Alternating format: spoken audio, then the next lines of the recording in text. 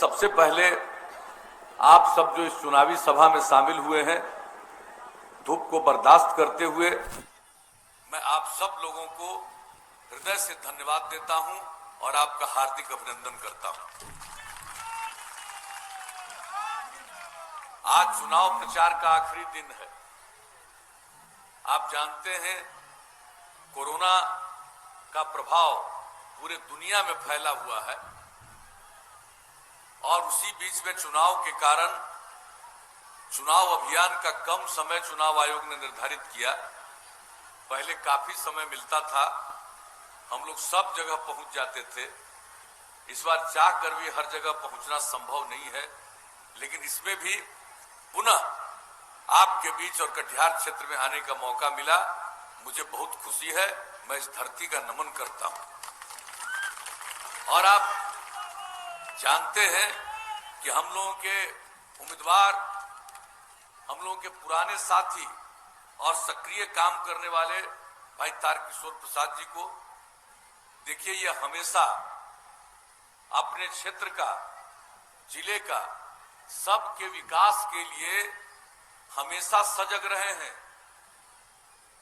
जब भी इन्होंने बातचीत की है, हमेशा अगर किसी तरह की तकलीफ है, चाहे वो बरसात का मामला हो, आपदा की स्थिति हो, विकास की योजनाओं का सवाल हो, सड़क का हो, पुल का हो, किसी भी चीज का हो, कहीं कोई संस्था का हो, उसके स्थापना का हो, और जो सरकार की तरफ से योजनाएं हैं उसके क्रियान्वयन का प्रश्न हो, हर किसी चीज को लेकर के ये हमेशा सक्रिय रहे हैं और इनके प्रयास से कोई काम छूटा नहीं है।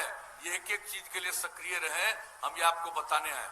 इसलिए हम लोग तो यही कहने विशेष तौर पर आए कि भाई ऐसे व्यक्ति को भारी मतों से विजयी बनाइए। कमल फूल के छाप के बगल का दबा करके आप हमेशा भारी मतों से इनको विजयी बनाइए, यही निवेदन और अनुरोध हम लोग करने आए। और देखिए साहब, आप लोगों ने जो काम करने का मौका दिया, पहले का क्या हाल था, हम लोगों ने क्या किया, इसके बारे में हमारे माननीय तारकिशोर बाबू ने भी बहुत बात कह दी, निखिल बाबू ने बात कही, कुछ बातें ललन सर्राफ जी ने कही, लेकिन ये बहुत महत्वपूर्ण बात है। आखिर किस हालत में हम लोगों को बिहार के लोगों ने काम करने का मौका दिया? क्या हाल था साहब? शाम होने के बाद कोई घर से बाहर निकलता था? कहीं आने जाने की सुविधा थी? क्या हाल था? स्कूल में पढ़ाई का प्रबंध नहीं, अस्पताल में इलाज का प्रबंध नहीं, कानून व्यवस्था की स्थिति बहुत खराब, जंगल राज, विकास का कोई काम नहीं होता था। क्या हाल था? जब हम लोगों को काम करने का मौका मिला, उसके पहले पूरे बिहार का बजट 24,000 करोड़ रुपए से भी कम, और आप लोगों ने हम लोगों को काम करने का मौका दिया। हम लोगों ने अपराध पर भी नियंत्रण किया, एक एक काम किया। आप जान लीजिए, हर साल केंद्र सरकार के द्वारा हर राज्य के अपराध के आंकड़े प्रकाशित होते हैं, और जो आंकड़े प्रकाशित होते रहे उसी से पता चलता है कि बिहार में कितनी कमी आई है अपराध की। वैसे तो कुछ लोग गड़बड़ करने वाले हैं, बाया दाया इधर उधर करते हैं, लेकिन इन सब चीजों के बावजूद जो अपराध पर नियंत्रण हुआ और जो सबसे हाल का आंकड़ा प्रकाशित हुआ है, उसके हिसाब से अपराध के मामले में, जो इतनी बड़ी आबादी का हम लोगों का बिहार का राज्य है, इतना बड़ा राज्य है, अपराध के मामले में इसका 23वां नंबर है देश में। आप जान लीजिए कि अपराध पर किस तरह से नियंत्रण हुआ। और विकास का दर, बिहार में विकास का दर प्रति वर्ष 12.84%, प्रति व्यक्ति आय में जो वृद्धि हुई है औसतन 10.52%। तो आप लोगों ने काम करने का मौका दिया, एक एक काम किया, अपराध पर भी नियंत्रण, एक एक काम। और आप जान लीजिए, जब हम लोग निकले थे 2005 में न्याय यात्रा पर, तो हम लोगों ने क्या आश्वस्त किया था लोगों को कि अगर हम लोगों को काम करने का मौका दीजिएगा तो हम लोग न्याय के साथ विकास के मार्ग पर चलेंगे। 2005 में हम लोगों ने कहा था, और उसका मतलब है हर इलाके का विकास और समाज के हर तबके का उत्थान, और जो तबका किनारे पर है, हाशिए पर है, उसको मुख्य धारा से जोड़ने के लिए विशेष प्रयास करेंगे। और आप देख लीजिए, हम लोगों ने यही काम किया, कोई इलाका उपेक्षित नहीं।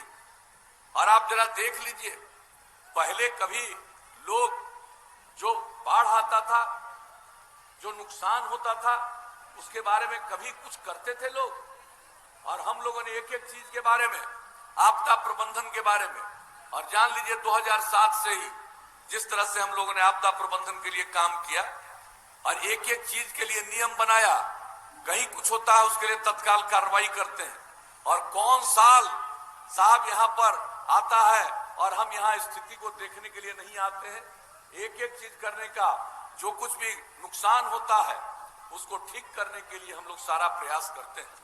और इसके अलावे समाज में सबको आगे बढ़ाने के लिए किस तरह से हम लोगों ने कदम उठाया, स्कूल का, अस्पताल का किस तरह से उसमें बेहतरी लाई। और जान लीजिए, महिलाओं को कोई प्रतिष्ठा थी? महिलाएं कितनी कम जनप्रतिनिधि हुआ करती थी। और हम लोगों को जब मौका मिला तो सबसे पहला काम हम लोगों ने किया, याद कर लीजिएगा, भूलिएगा नहीं, इन लोगों को जब मौका मिला था 15 साल, तो कहां चुनाव कराए थे? और जब एक बार चुनाव हुआ था 2000 में, तो एक भी महिला को आरक्षण नहीं, अनुसूचित जाति जनजाति को आरक्षण नहीं, अति पिछड़ों को कोई आरक्षण नहीं।